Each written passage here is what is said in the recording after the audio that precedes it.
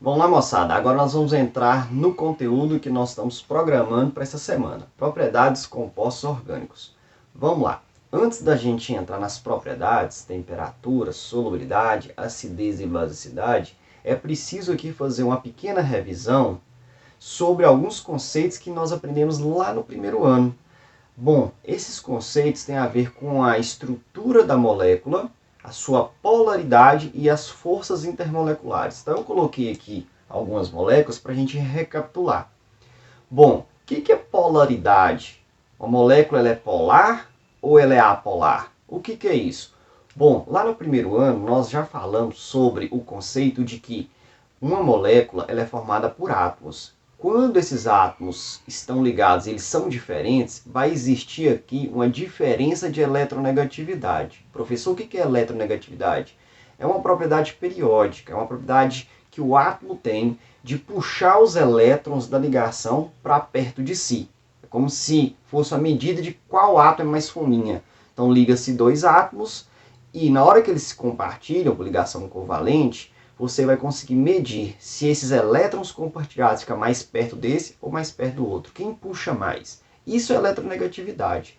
Então, quando a molécula é formada por átomos diferentes, um vai sempre puxar mais do que o outro. E quem puxar mais os elétrons de ligação para perto de si, vai criar nessa parte da molécula um excesso de carga negativa. Então a gente diz que cria-se ali naquela parte da molécula um polo negativo. O outro átomo, que é o mais fraco, o que acabou perdendo nesse puxa-puxa, ele vai ficar perto dele, na parte da molécula que ele está, vai ter ali um polo positivo. Então aí a molécula ela fica sendo uma molécula polar, porque tem uma distribuição irregular de elétrons nela.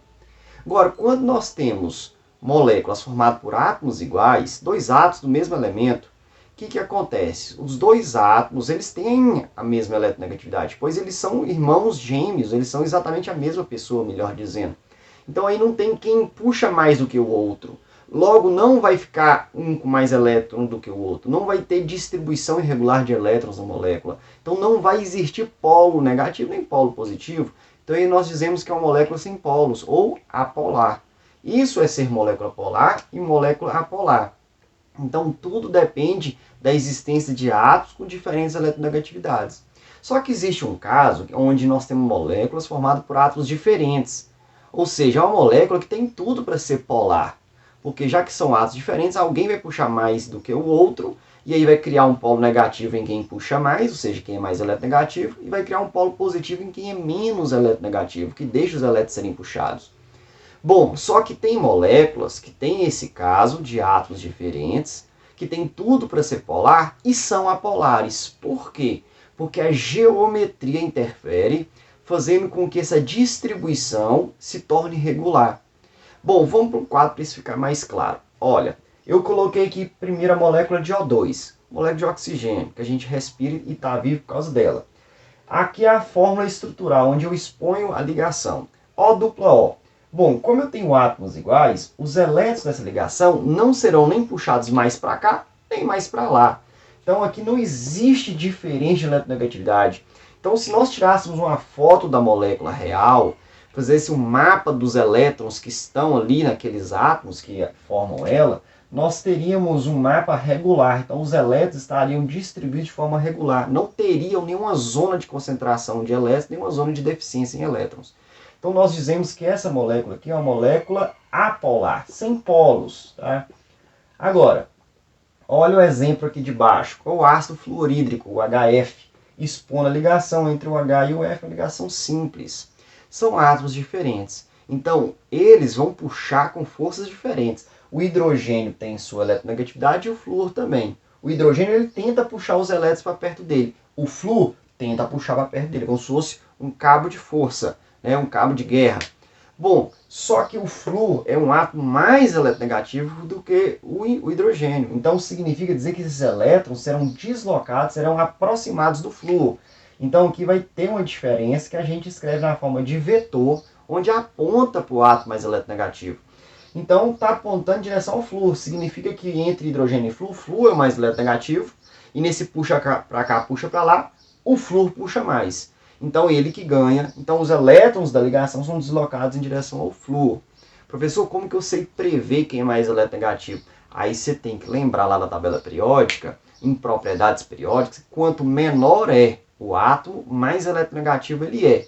Excetuando os gases nobres, porque os gases nobres não fazem ligação, eles não têm desejo. Então não dá para medir eletronegatividade quem não faz ligação. Pois a eletronegatividade é a tendência de puxar os elétrons da ligação.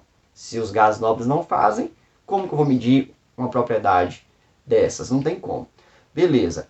Mas existe até algumas frases que a gente utiliza para memorizar a sequência dos átomos mais eletronegativos. Faça o nosso cloro brilhar intensamente sem causar sérios atritos para o homem. Isso. A sequência é essa, ó. Acompanhe comigo. Faça o nosso cloro brilhar intensamente sem causar sérios atritos para o homem.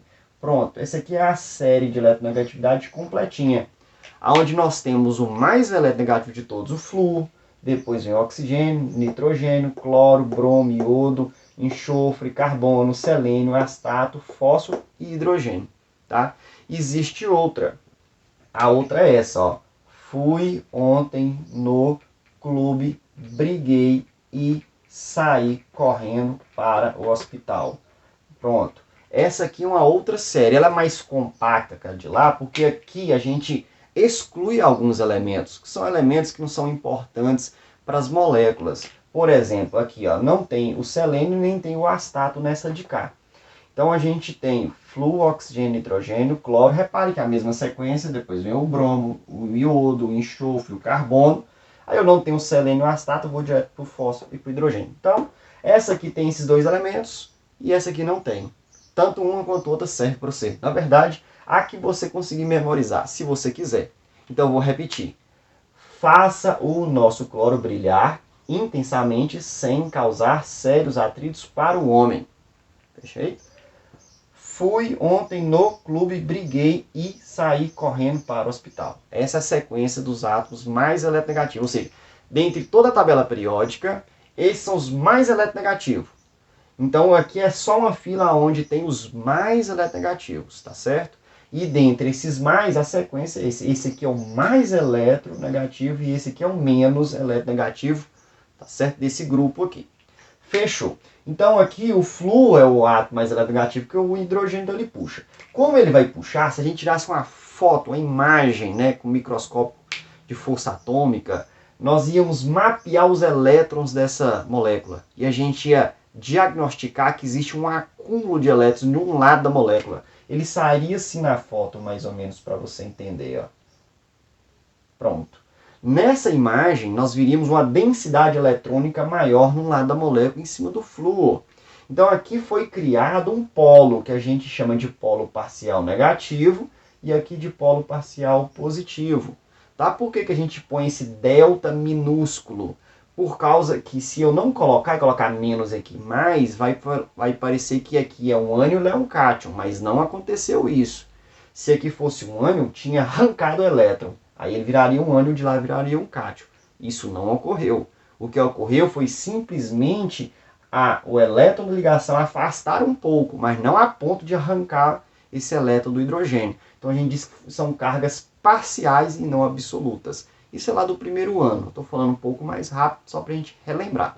Então pronto, aqui tem uma molécula que é apolar, A é negação, não polar. E essa daqui é uma molécula polar.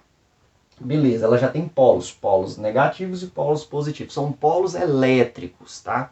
E não geográficos.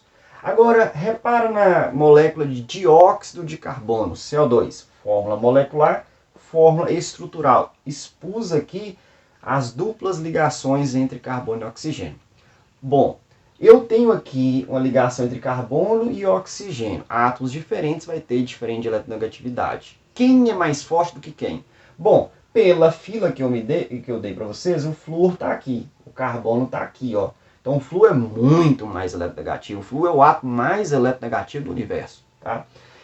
Perdão, flúor não, né? Desculpa, é o carbono. Então tem aqui o carbono e aqui está o oxigênio. Então é o oxigênio, desculpa. O oxigênio é muito mais eletronegativo do que o carbono. Então essa ligação aqui será deslocada em direção ao oxigênio. A de cá, os elétrons serão deslocados em direção ao oxigênio também. Então, o que acontece? A gente sempre trata uma ligação entre dois átomos diferentes como vetores, tá? Para facilitar se esse vetor ele será anulado ou não. Por quê? Porque se esse vetor for anulado, nós falamos que a molécula é apolar.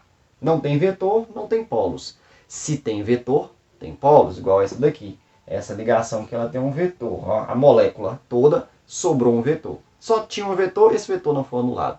Agora aqui embaixo, olha só. Eu tenho um vetor que aponta para a direita e outro que aponta para a esquerda. Bom, quando eu analiso a molécula, que eu analiso os vetores que existem nela, esse vetor aqui, ele tem o mesmo valor que o de lá. Por quê? Porque aqui é oxigênio puxando de carbono. Esse aqui também é oxigênio puxando de carbono. Eles têm o mesmo valor, eles têm a mesma direção e sentidos opostos. Lá na física da soma vetorial, nós sabemos que um anula o outro. Então, esse vetor anula o de lá. E aí a gente diz que o momento dipolar resultante, ou seja, a soma vetorial da eletronegatividade é igual a zero. Então, essa molécula é uma molécula apolar. Pronto, eu estou indo bem rápido, porque, mais uma vez, nós já trabalhamos isso no primeiro ano. Então, beleza, tem duas formas de uma molécula ser apolar. Ter átomos todos iguais. Se tem átomos só iguais, a molécula não vai ter polos. Ou, quando essa molécula tem átomos diferentes, a geometria vai ajudar. Geometria como, professor? Nesse caso aqui, essa ligação ela distancia da outra de 180 graus. É uma molécula de geometria linear. E foi isso que fez com que o vetor de cá anulasse com o de lá. Então, sim, ela foi apolar por causa da geometria que anulou seus vetores, tá certo? Agora, para ela ser polar, tem obrigação de ter átomos diferentes e a geometria não pode anular os seus polos, os seus vetores. Vamos para mais dois exemplos. Eu tenho aqui o metano, CH4, e eu tenho aqui o clorofórmio. É como se fosse o metano, repare na forma estrutural do metano. O clorofórmio é como se eu tivesse retirado hidrogênios e colocado cloro nele, tá? Bom, essa molécula é uma molécula polar ou apolar? Bom, se eu tratar as ligações como vetores, eu vou ver se os vetores são anulados ou se ainda existe vetor no final. Então essa molécula tem 4 ligações, então eu vou analisar como 4 vetores. Bom, quem é mais forte que quem? Esse vetor aponta para quem? O carbono está aqui, ó, a posição dele na fila de eletronegatividade. O hidrogênio está no final, então carbono é mais eletronegativo. Então, eu vou colocar a seta apontando para o carbono. Essa ligação, deslocada para cá. Essa está deslocada para lá. Essa também e essa também. Pronto.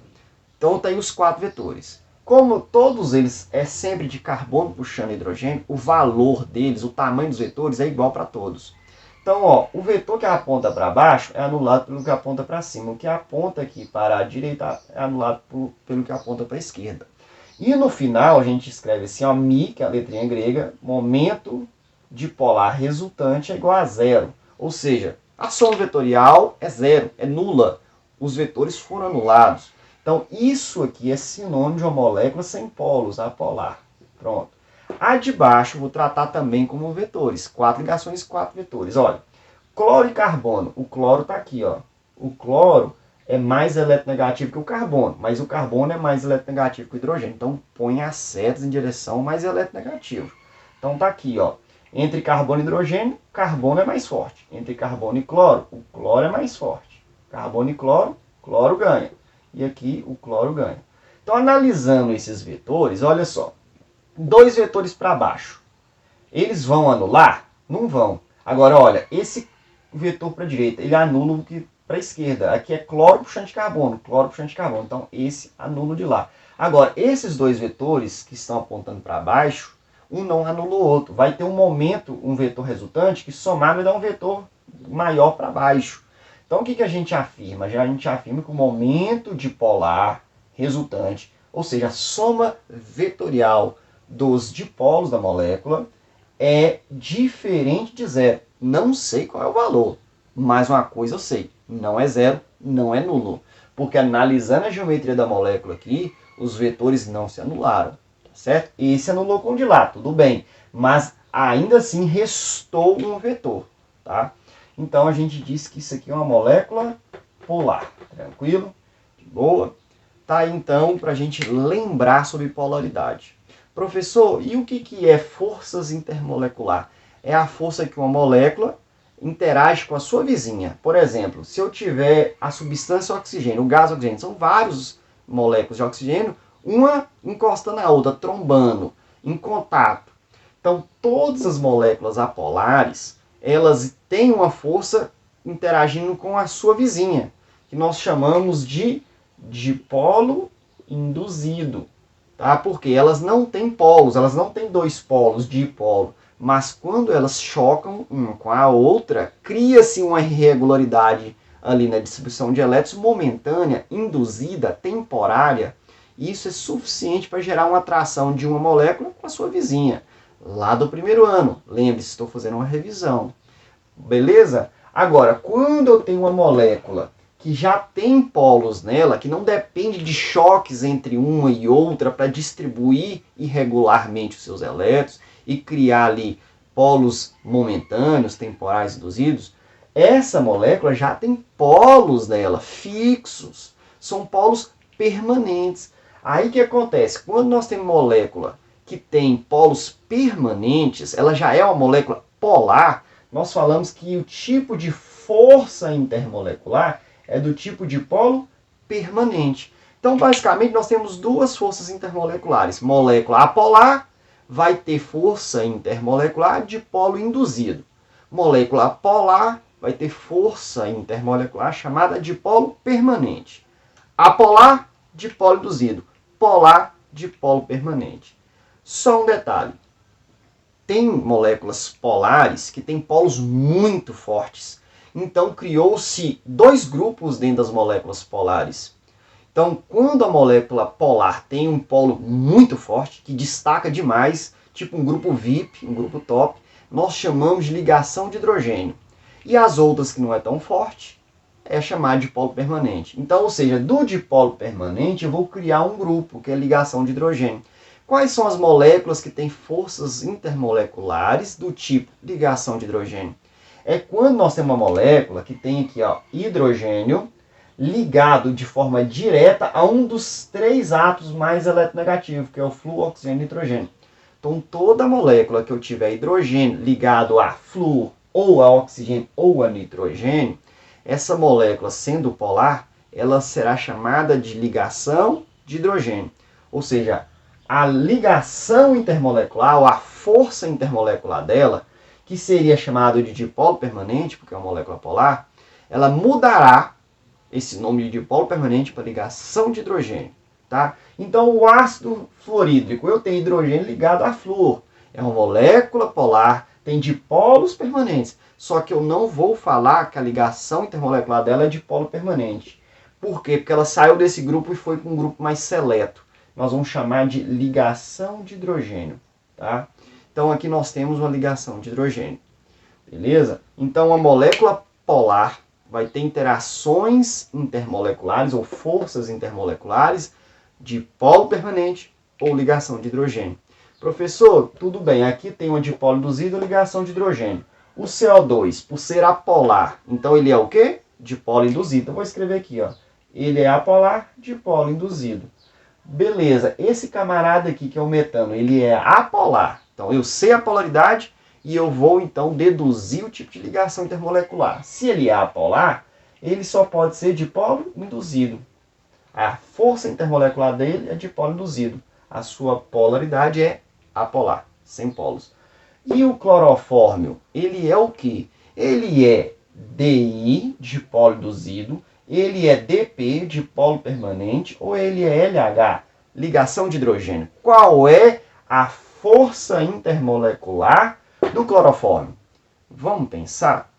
Bom, dipolo induzido é só para moléculas apolares. Então vou escrever aqui, só para apolares. Apolares. E essas duas são para polares. Então o primeiro passo é saber a polaridade. Bom, o clorofórmio é apolar ou polar? Nós fizemos a análise vetorial e descobrimos que ele é polar. Se ele é polar, Então, a sua ligação intermolecular, sua força intermolecular, não pode ser DI. Ele não é dipolo induzido. Ele é DP ou LH, dipolo permanente ou ligação de hidrogênio. Bom, normalmente a regra é, se é polar, é dipolo permanente. Somente se for um caso de moléculas polares com hidrogênio ligado a um dos três átomos mais eletronegativos. Tranquilo? Beleza. Então aqui eu tenho cloro ligado a carbono. Eu tenho essa situação de hidrogênio ligado a um dos três? Não, eu não tenho. Então essa aqui era uma molécula polar do caso normal, de polo permanente. Então está aqui um exemplo. O clorofórmio, ele é polar, mas não é ligação de hidrogênio, porque ele não tem hidrogênio ligado a flúor, nem a oxigênio, nem a nitrogênio. Ele então é dipolo permanente. Tranquilo? Bom, fazendo essa revisão, já foram mais de 20 minutos, onde nós falamos sobre polaridade, de onde nasce isso, por que isso acontece, e falamos sobre as consequências da polaridade. Porque se a molécula for polar ou apolar, isso vai mudar na relação de uma molécula com sua vizinha, porque a substância está em constante contato com as outras. Então, esse contato pode ser um contato forte ou pode ser um contato fraco. Tudo vai depender dessa polaridade. E aí nós temos três tipos de forças intermoleculares. Nós temos a dipolo induzido, dipolo permanente e ligação de hidrogênio. Tranquilo? Tendo dúvidas sobre esse assunto, que é do primeiro ano, eu estou fazendo uma revisão, entre em contato pelo grupo de WhatsApp ou no particular. Beleza? Um grande abraço, fique com Deus, tchau, tchau.